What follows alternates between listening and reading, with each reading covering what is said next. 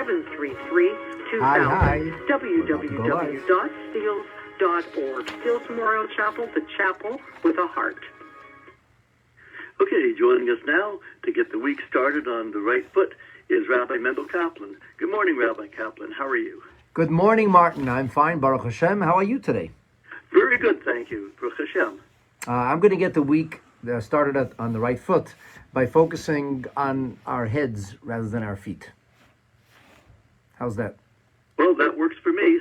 So although our journeys are important, and the previous Torah portions were about the places Avraham and Sarah went and the things they accomplished, ultimately, this week's Torah portion, which opens with the passing and burial of a matriarch Sarah, is, I think, all about the perspective you have and the attitudes you adopt.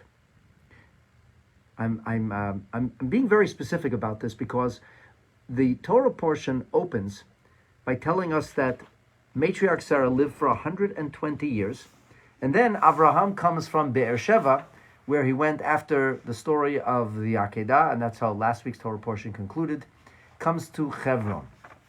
Avraham Avinu in Hebron seeks to bury Sarah, and he is now forced to purchase a piece of land. He can no longer continue to kick this down the road and be non-confrontational because you can't rent a burial spot.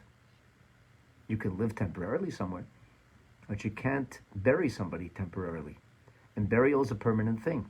And so Avraham Avinu summons the courage, and he begins a tough negotiation process, and he pays top dollar because he doesn't want anybody to say they've done him a favor, and because the world must know that Eretz Yisrael belongs to us, and Hebron specifically is a place where Avraham Avinu paid the top dollar so that he had the deed. And we have that creed, that idea that Eretz Yisrael is ours, and that Hebron, Ir Ha'avot v'Ha'imaot, the city of our patriarchs and matriarchs, remains the eternal legacy and heritage of Am Yisrael, all of whom are children of Avraham, Yitzchak, and Yaakov, Sarah, Rivka, and Leah, who are buried in Hebron for posterity. Let's speak about attitude, because Avraham Avinu comes to do a very difficult and painful thing, but despite his personal pain, he's extremely focused on what has to get done. The Torah says, Vayavai Avraham lispod l'Sarah. Avraham Avinu comes to eulogize Sarah, v'livkota, and to weep for her. The Or HaChaim says something extraordinary. He says this verse should be understood as such.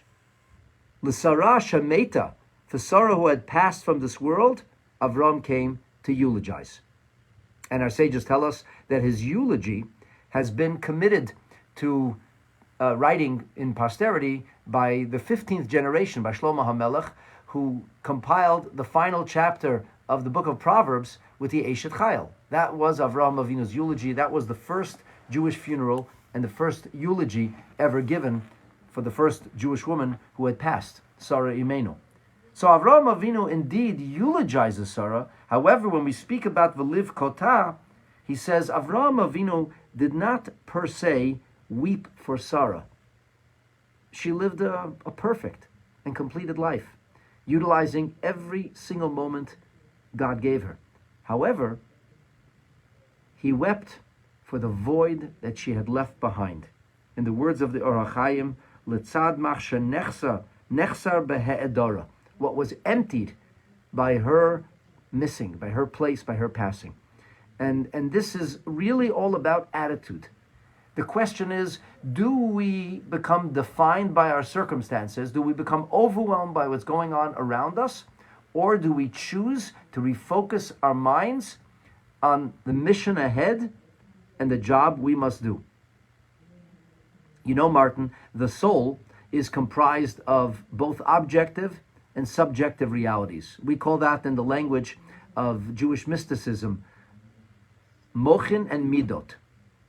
You can exist objectively speaking, intellectually, in which you're not relating to anybody or anything around you, but objectively viewing things.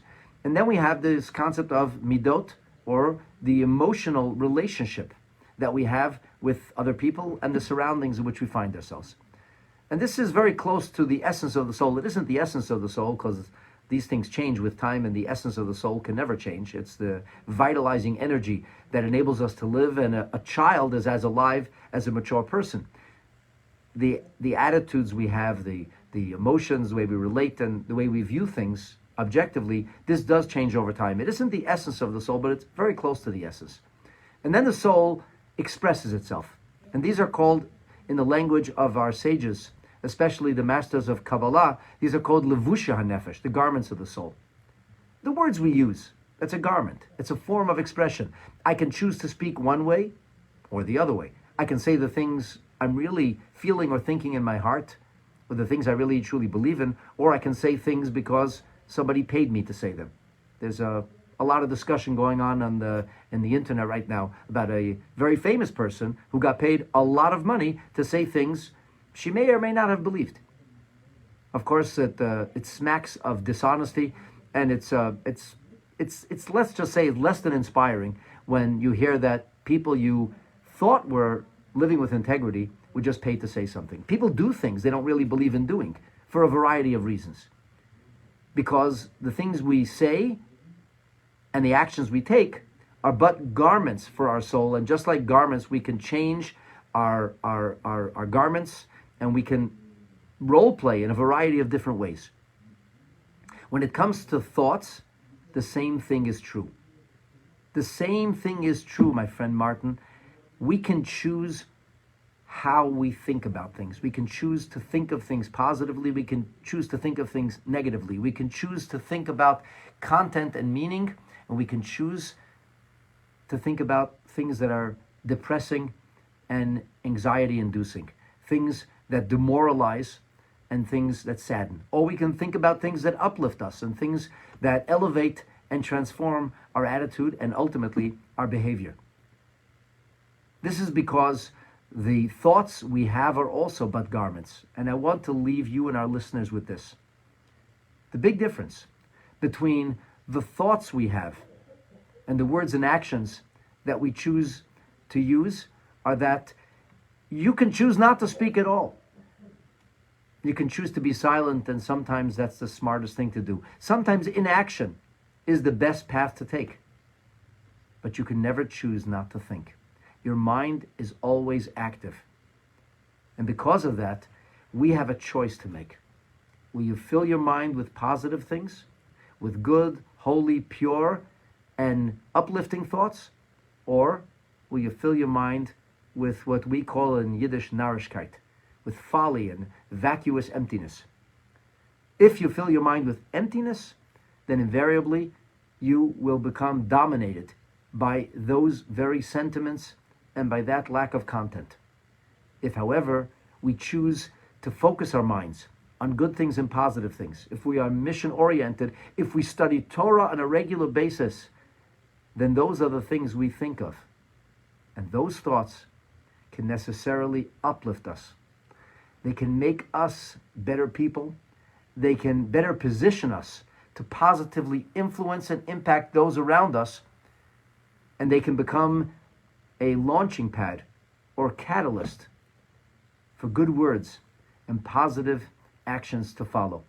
I hope we choose to fill our minds with good things and thinking of good things that should lead us to speak in a positive and encouraging way, that should lead us to act in a holy and righteous way, for ultimately it will be a single mitzvah, a single powerful act of holiness that's done by somebody, somewhere, hopefully today, that is going to weigh the scales down and usher in a beautiful new world, a world that is filled with goodness and happiness, a world that is saturated, a world that will, be'ezrat Hashem, be filled with the kind of purpose and mission that it was originally designed for, with the coming of Mashiach in our time, b'mheira u'b'yameinu, speedily, and in our days.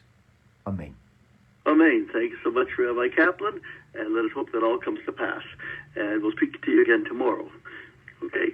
We got And with those words or food for thought, I leave you. Have a gorgeous day.